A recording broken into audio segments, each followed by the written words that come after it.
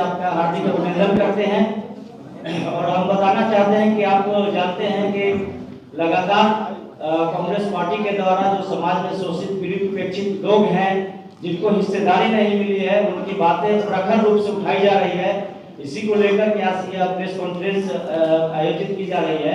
हम आपको बताना चाहते हैं कि खास करके बिहार के अंदर जो अत्यंत पिछड़ी जातियां हैं, जो पिछड़ी जातियां हैं, दलित हैं, उनके साथ किस तरह से भेदभाव हो रहा है। अभी बिहार के अंदर जो कास्ट सेंसस हुआ, उस कास्ट सेंसस में जो डाटा निकल के आया है, आप देखेंगे कि 36% एबीसी की आबादी है, लेकिन उनकी हिस्सेदारी की जब आप बात करेंगे तो हिस्सेदारी नगण्य है। 2020 के चुनाव में 11% अत्यंत पिछड़ी जाति की हिस्सेदारी थी, जिसमें 110 जातियां जो थी वह केवल 7% और 3 जातियों को 4% हिस्सेदारी थी। इस तरह से केवल 36% जिनकी आबादी है उनका प्रतिनिधित्व 11% है। इसी तरीके से शैक्षणिक संस्थानों में आप देखेंगे तो वहां भी उनकी हिस्सेदारी नगण्य है। उसके कई कारण हैं। एक तो सामाजिक भेदभाव है, दूसरा जो आर्थिक कारण भी है।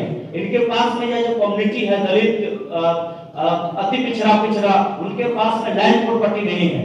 उन कारण से भी वह प्लान करते हैं दूसरे जगह पे, मैट्रिक इंटर करते हैं और दूसरे राज्यों में चले जाते हैं, तो उनका शिक्षा का स्तर गिरता है और इसका परिणाम होता है कि नौकरियों में उनको अवसर नहीं मिल पाता है। तो जरूरत इन बातों की है। जो पंडित नेहरू ने जो काका कालेलकर आयोग बनाए थे, उनकी जो सिफारिश थी कि रिजर्वेशन को लेकर के, पिछड़ा अति पिछड़ा को लेकर के वह लागू किया जाए। दूसरा, हम लोग को हमारा यह कहना है कि कांग्रेस पार्टी ने बिहार के अंदर मुंगेरी लाल आयोग बनाया था। मुंगेरी लाल आयोग ने जो सिफारिश किया था, उस सिफारिश में रिजर्वेशन आरक्षण में सब आरक्षण की भी बात कही गई थी। तो इस तरीके से जो पिछड़ी जातियां, उसमें अति पिछड़ी को वर्गीकरण करने की बात कही गई थी, लेकिन वह चीज भी नहीं हुई। आप जानते हैं कि कर्पूरी ठाकुर के ये मुंगेरी लाल के रिपोर्ट के बाद कर्पूरी ठाकुर उसे लागू किया और जननायक बने। वह मुंगेरी लाल वह थे जो पासवान जाति से आते थे और यही पटना से मिलने हुआ करते थे, लेकिन उनको उस रूप में नहीं देखा गया। जरूरत आज इन चीजों की है कि उन्होंने जो चीजें कहा था, ईडब्ल्यूएस रिजर्वेशन की बातें कहा था, महिला रिजर्वेशन की बातें कहा था, वह आज सारी पार्टियां कर रही है। यहाँ तक कि बीजेपी भी ईडब्ल्यूएस को लागू किया है। तो मुंगेरी लाल जो कांग्रेस के नेता थे, उन्होंने एक विजन दिया था और उसको लागू करने का काम प्रदेश के अंदर अलग अलग पार्टियों ने किया था। कांग्रेस पार्टी की बहुत बड़ी कंट्रीब्यूशन रिजर्वेशन को लेकर के शुरू से ही है और आज फिर से राहुल गांधी के नेतृत्व में चीजें चल रही है।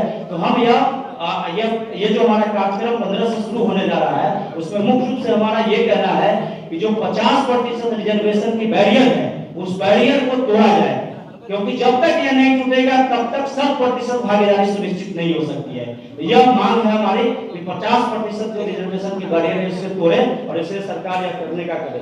दूसरी है कि सरकारी नौकरियों में जो रिजर्वेशन नहीं है, वह भी आप जानते हैं कि रेल से रेल का निजीकरण किया जा रहा है तेजी के साथ। तो वह जब निजीकरण हो रहा है, जो सरकारी पद है, स्वीकृत पद पर जो समाप्त हो रहा है, और वह क्या कर रहे हैं, कॉन्ट्रैक्ट बेसिस पे दे रहे हैं निजी सेक्टर को, पीपीपी मोड पे। तो निजी सेक्टर में वही लोग काम करते हैं। जो बच्चे सरकारी नौकरी करते हैं, इंजीनियर है या क्लर्क के तौर पे, वो वही निजी सेक्टर के जो है पीपीपी उस पे काम करते हैं। वहाँ सैलरियां कम होती है, रिजर्वेशन भी नहीं है। इसलिए हम कहते हैं कि जब ये निजी सेक्टरों में भी आपको रिजर्वेशन देना पड़ेगा, तब जाकर के इनकी उपस्थिति हर जगह हो पाएगी। इसके बाद एक जो बातें हमारी और अंतिम बातें, वो हम कहते हैं कि अनुच्छेद 15(5) जो है उसे तत्काल लागू करना होगा। वह अगर लागू नहीं होता है तो फिर रिजर्वेशन जो है वह सुनिश्चित नहीं हो पाएगा। तो इसकी भी हम मांग इस प्रेस कॉन्फ्रेंस के जरिए सरकार से करते हैं। धन्यवाद।